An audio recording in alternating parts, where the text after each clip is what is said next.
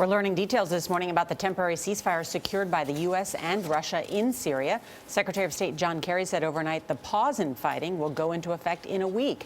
The deal will allow food and humanitarian aid to reach starving Syrians in areas under siege by the Assad regime forces. A U.S. official tells our Margaret Brennan the deliveries could begin as early as today. Holly Williams is near the fighting in Kilis, that is along Turkey's border with Syria. Holly, good morning. Good morning. This is the first ceasefire agreed on by all of the countries involved in the Syrian civil war. But its success is still doubtful because the Russians say they'll continue their airstrikes against terrorist groups, which they've said before, while also targeting American-backed rebels.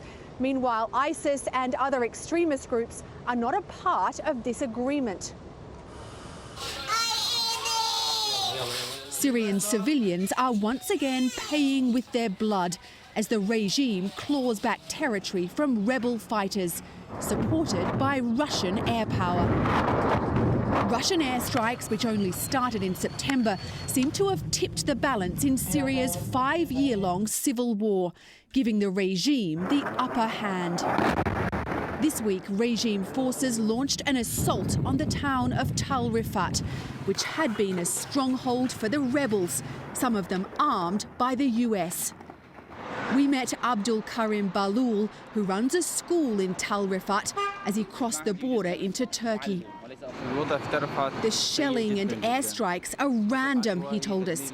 Homes are destroyed and children's bodies lie in shreds on the ground. Syrian regime forces, with help from their ally Iran, have also nearly encircled Aleppo, Syria's biggest city before this war began.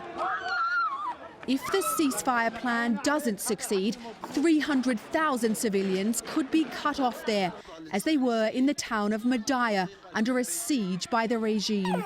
More than 40 people there have starved to death. Tens of thousands of Syrians have fled the new offensive and tried to cross this border into the safety of Turkey. But Turkey already has more than 2 million Syrian refugees and is reluctant to take any more. Charlie. Holly Williams along the Turkish-Syria border. Thanks.